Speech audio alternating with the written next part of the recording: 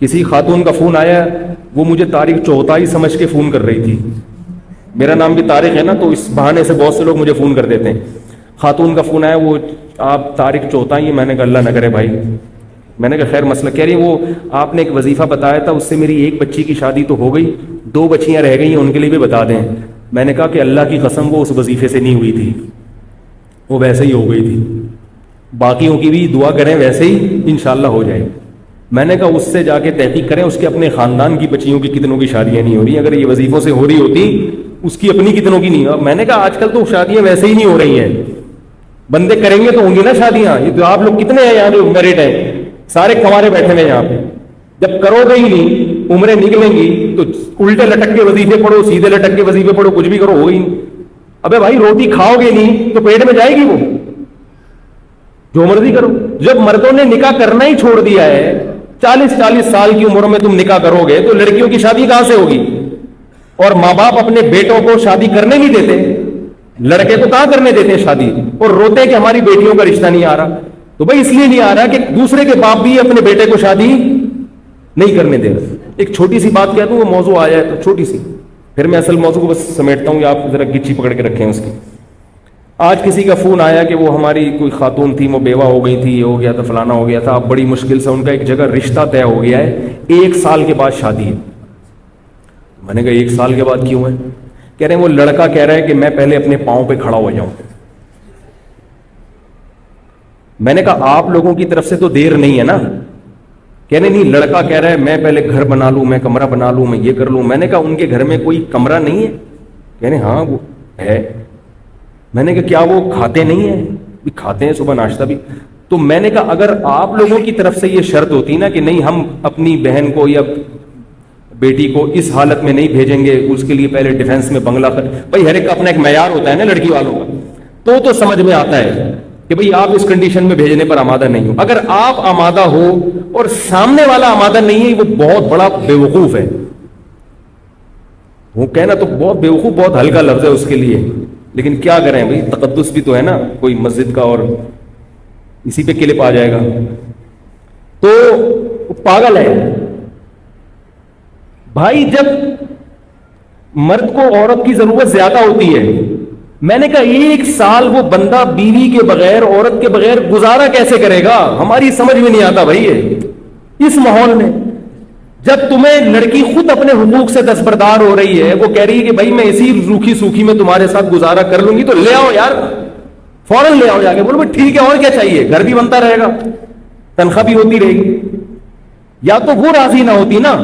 تو میں نے ان کو فون پہ کہا, میں نے کہا اللہ کا بہت بڑا فضل ہو گیا کہ اللہ نے مجھے مولوی بنا دیا, ورنہ میں بھی ایسا مکھنچو ہوتا. معاشرہ تو ایسے ہی لوگ پیدا کر رہے ہیں. کیسے 1 سال خدا کی قسم روزے رکھ کے گزارا ہو سکتا ہے؟ میرا یہ نظریہ ہے.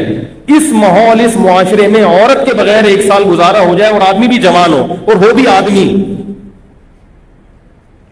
بھی ہو, اور 1 سال عورت کے بغیر وہ گزارا کر لے, اس کو لیبارٹری میں لے جا کے رکھ دو, اس کو گینز بک آف ورلڈ میں اس کا نام لکھوا دو. کیسے گزارا کرے گا؟ یہ زندگی کا ہر وقت کی ٹینشن ہے. یہ تو خواہشات نفسانی جو ہے, یہ شہوت ہے, تو جسم کی ریکوائرمنٹ ہے. جیسے بھوک لگتی ہے نا, چاہے کتنے نیک ہو, کتنے پرہیزگار ہو, بھوک تو لگے گی بھائی. چاہے تبلیغ میں چلے لگا لو, 4 میں لگا لو, اور ڈبل ہو جائے گی بھوک. تبلیغ میں نکل کے آدمی واقعی میدا بڑا ٹائٹ ہو جاتا ہے, ڈبل کھانا کھاتا ہے. اس کو ختم نہیں کر سکتے, صحابہ نہیں ختم کر سکے تھے بھائی. عثمان ابن مظعون رضی اللہ تعالیٰ عنہ سفر میں ہوتے تھے, کہتے تھے ہم بیوی کے بغیر سفر کرتے تھے, ہم پہ بہت شہوت سوار ہو جاتی تھی, ہم بہت پریشان ہوتے تھے. صحابی جو نبی کی صحبت اٹھاتے ہیں, اتنے پریشان ہو گئے کہ انہوں نے نبی سے اجازت مانگی کہ یا رسول اللہ آپ ہمیں اجازت دیں, ہم کوئی ایسی چیز کھائیں کہ ہم خسی ہو جائیں, نامرد ہو جائیں, ہم سے گزارا نہیں ہوتا عورت کے بغیر سفر میں. تو آپ صلی اللہ علیہ وسلم نے فرمایا کہ نہیں, تمہیں خسی ہونے کی اجازت نہیں ہے. کیا فرمایا؟ تزوج الودود الولود فانی مباہی بکم الامم. فرمایا نکاح کرو. نکاح کیا مطلب؟ سفر میں کر لو کسی سے نکاح. یہ نہیں کہ ابھی جائیں گے تو پھر اس 6 مہینے استخارے نکالیں گے, پھر لڑکی والے آئیں گے تو پھر لڑکے والے جائیں گے. اتنا ٹائم نہیں ہے بھائی, اتنا ٹائم نہیں ہے. سفر میں گئے ہو, کوئی رشتہ میسر ہے, شادی کرو. گھر میں فون کر کے ابا کو بتا دو ہو گئی ہے, ہو گئی. صحابہ کا ایسا ہی ہوتا تھا, ابا ہو گئی. آج تو پتہ نہیں کیا عذاب بنا لیے اللہ کی بندو. 1 سال کیسے گزارا کرتے ہو خدا کی قسم میری سمجھ میں نہیں آتی. یا تو کوئی بہت نیک ہے, اتنا نیٹ کلین پاک صاف ہے, ایسا ہے تو مجھے بتاؤ, میں اس سے اصلاحی تعلق قائم کرنا چاہتا ہوں. بھائی ہمیں تو ایسے لوگ چاہیے, بیوی کے بغیر بھی رہیں 1 سال اور جوان بھی ہوں, اور پھر بھی گناہ کا ان کے دل میں خیال نہ آئے, اور ایسے پاک صاف زندگی. یا تو وہ کچھ اور مخلوق ہے, کسی اور جنس کا آدمی ہے, یا وہ بہت نیک ہے, میں اس سے بیعت ہونا چاہتا ہوں, میں بیعت ہونا چاہتا ہوں.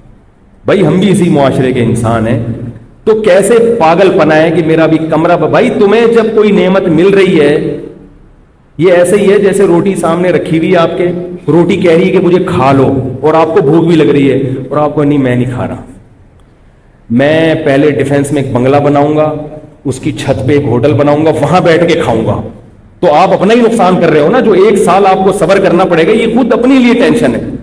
اور یہ بات یاد رکھو, یہ حیا کے خلاف ہے, مگر ایک سائنسی حقیقت ہے, اس لیے بتا رہا ہوں میں کہ نکاح میں جتنی تاخیر کرو گے نا, سیکچول پاور اتنی کم ہوتی چلی جائے گی, کیونکہ انسان کی جو قوت استعمال نہیں ہوتی وہ قوت آہستہ آہستہ کم ہو جاتی, فارغ ہوتے چلے جاؤ گے.